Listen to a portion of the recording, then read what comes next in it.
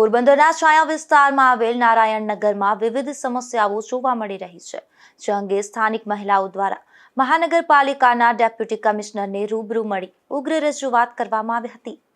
પોરબંદર નગરપાલિકાનું મહાનગરપાલિકામાં રૂપાંતર થયા બાદ પણ હાલ અનેક વિસ્તારોમાં પાયાની સુવિધાનો અભાવ જોવા મળી રહ્યો છે।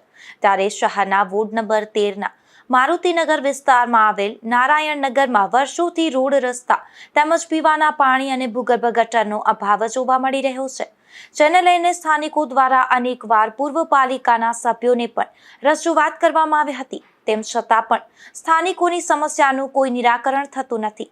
ત્યારે સ્થાનિક મહિલાઓ દ્વારા પોરબંદર મહાનગરપાલિકાના ડેપ્યુટી કમિશનરને રૂબરૂ મળી ઉગ્ર રજૂઆત કરવામાં આવી હતી।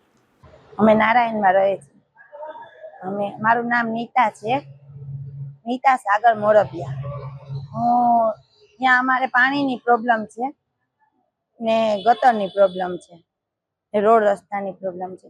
પણ અમને એમ કહે છે કે અમે આવશું, જોઈ જશું, કરી દેશું, પણ આવતા કોઈ જોવાય નથી આવતા ને કોઈ આવતાય નથી કરવા।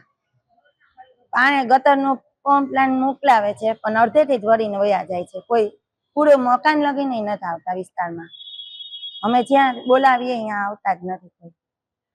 સ્થાનિકો દ્વારા એવા પણ આક્ષેપો કરવામાં આવ્યા હતા કે ચોમાસા દરમિયાન પણ આ વિસ્તારમાં પાણી ભરાય છે, તેમજ આ વિસ્તારમાં અમુક જગ્યાએ ગટરની સફાઈ કરવામાં ન આવતી હોવાના પણ આક્ષેપો કરવામાં આવ્યા હતા। નિપુલ પોપટ સાથે અશોક થાનકી, ગુજરાત ન્યૂઝ, પોરબંદર।